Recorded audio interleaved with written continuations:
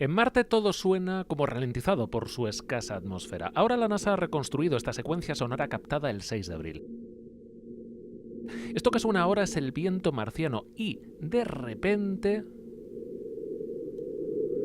este zumbido que parece ser un martemoto. Lo siguiente que se oye ya es el brazo robótico de la cámara del aterrizador InSight, la misión de la NASA que justamente persigue los terremotos en Marte. Esta secuencia es una recreación de lo captado por el sismómetro y el sonido marciano a frecuencia aumentada para que un oído humano pueda escuchar algo.